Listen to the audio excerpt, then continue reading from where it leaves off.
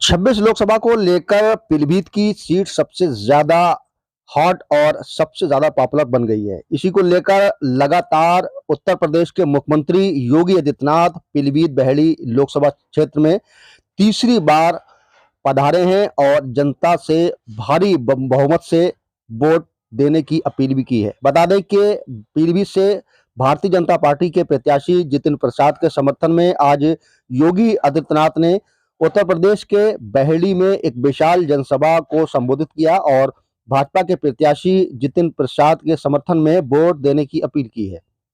बताते चलें कि पीलीभीत की ये सीट काफी लोकप्रिय रही है और इस लोकसभा सीट पर प्रधानमंत्री सहित भाजपा के शीर्ष नेता लगातार अपनी सभाएं करते नजर आ रहे हैं। आज पीलीभीत बहेड़ी लोकसभा क्षेत्र में मुख्यमंत्री योगी आदित्यनाथ ने बहेड़ी के रामलीला मैदान पर एक विशाल जनसभा को संबोधित किया और इसके साथ साथ भाजपा की योजनाओं के बारे में लोगों को जागरूक किया। उन्होंने कहा कि जिस तरह से भाजपा लगातार हर वर्ग के लोगों का सम्मान कर रही है और हर योजनाओं को सामान्य रूप से सभी वर्गों के लोगों के लिए लगातार करती आई है, इसको लेकर आगामी लोकसभा चुनाव में वह भाजपा के प्रत्याशियों को भारी मतों से वोट देकर विजय बनाए, क्योंकि आगामी फिर से देश की भागदौड़ अब पीएम मोदी के हाथ में होगी, क्योंकि तीसरी बार प्रधानमंत्री नरेंद्र मोदी फिर से देश के प्रधानमंत्री होंगे। योगी आदित्यनाथ ने अपनी सभा में क्या कहा, आप भी सुनिए। भाइयों, यह काम भी केवल भाजपा कर सकती है। कांग्रेस और सपा बसपा के लोग तो कहते थे राम और कृष्ण हुए ही नहीं। इनके समय में तो दंगे होते थे, कभी बरेली में, कभी सहारनपुर में, कभी किसी और जगह, लगातार दंगे पे दंगे होते थे और माफिया अपने गले का हार बना करके लोग प्रदेश को लूटने के लिए चलते थे। बहनों और भाइयों, आज आप देख रहे होंगे माफिया की क्या दुर्गति हो रही है।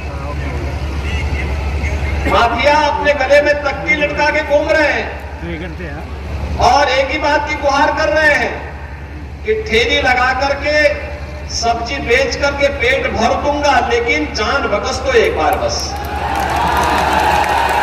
जो लोग पहले आम जनता की जान के लिए खतरे बने हुए थे, जिन लोगों ने बेटी और व्यापारियों की सुरक्षा के लिए खतरा पैदा किया था, आज वे जान की भीख मांगे मांगे घूम रहे हैं। और कुछ लोग पहले ही अपने कर्मों की सजा पा चुके हैं और कुछ लोग भयभीत होकर के ही जहन्नुम की यात्रा में भी जा रहे हैं।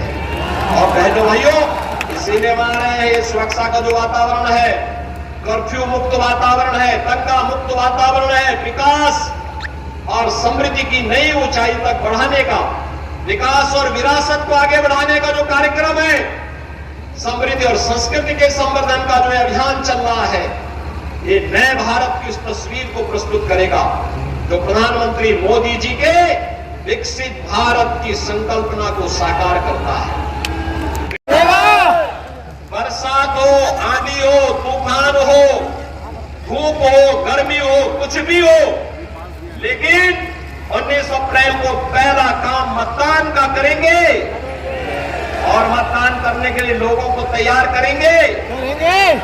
बहनों और भाइयों, आपसे यही अपील है, 19 अप्रैल को कमल चुनाव चिन्ह पर श्री जितिन प्रसाद जी को भारी बहुमत से विजयी बनाने की अपील आप सबसे मैं करने के लिए आया हूं।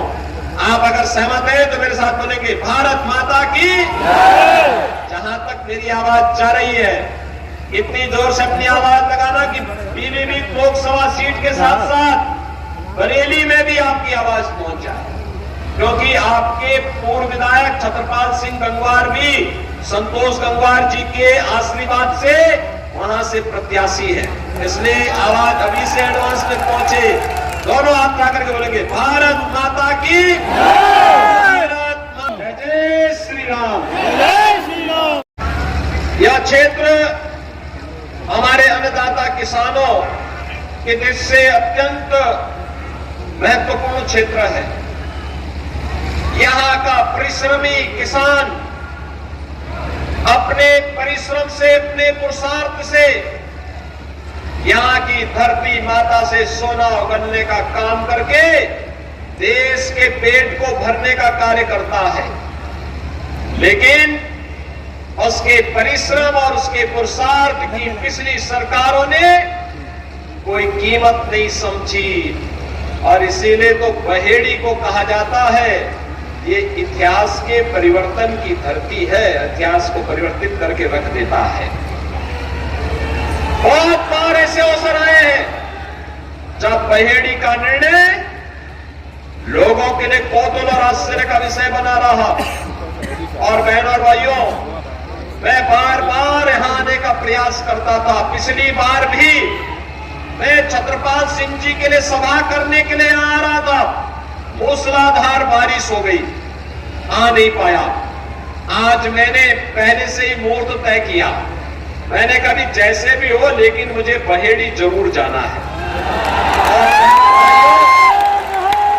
आज मैं आपके बीच आया हूं, मुझे आपके बीच आकर के अत्यंत प्रसन्नता की अनुभूति हो रही है। आपके उत्साह को देख करके मैं अभिभूत हूं, मैं आपका हृदय से अभिनंदन करता हूं।